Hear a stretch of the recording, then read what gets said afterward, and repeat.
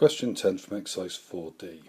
Quite an interesting little question, and I've started out just by writing out a general Taylor series which is centred around the point x equals x0, as you can see here. What I'm going to do next is I'm actually going to change the variables throughout. So I'm going to replace every instance of x with x plus x0. If I do so, I'll get an alternative form of the Taylor series, as you can see here. Make sure that you're happy with that change of variable that I've made. Okay, I'm now going to make a substitution into this, and I'm actually going to let x be equal to h. I'm going to replace the x's with h's, and the x0's I'm actually going to replace with x's.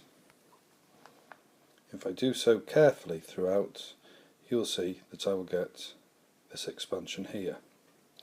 Now we're told in the problem that h is going to be small, and therefore I'm going to truncate this part after the term which includes h cubed, with the thought that h to the 4 etc. can be regarded as negligible.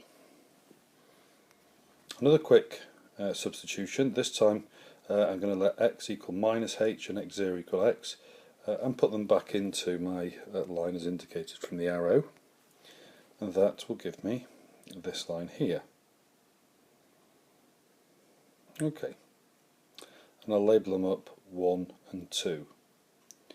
Okay, I'm actually going to subtract these two equations now, and in doing so we'll get the following.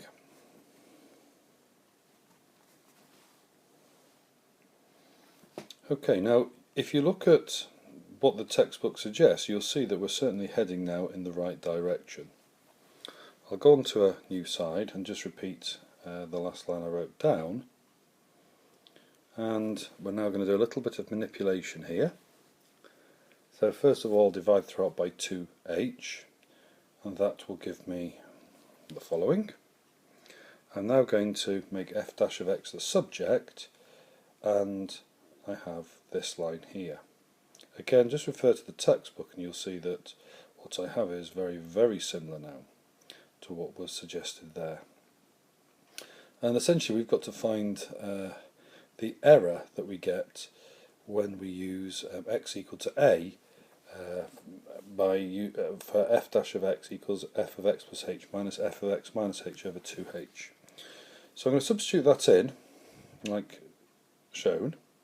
And that little red line is going to show me where I'm truncating this first derivative, because the book suggests I use just the first part, and the question is, what will the error be? Well, hopefully you can see that the error then will be the part after the red dotted line, given that we've already truncated the original series and said that terms after h cubed were considered no longer of a size worthy of further consideration.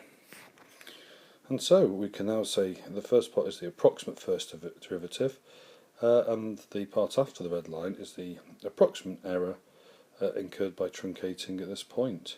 And I just reiterated there that further terms ignored due to a small value of h. So with regard to the actual error, if I just take the magnitude now, then I will get h squared over 6 times by the third derivative of f evaluated at a as desired.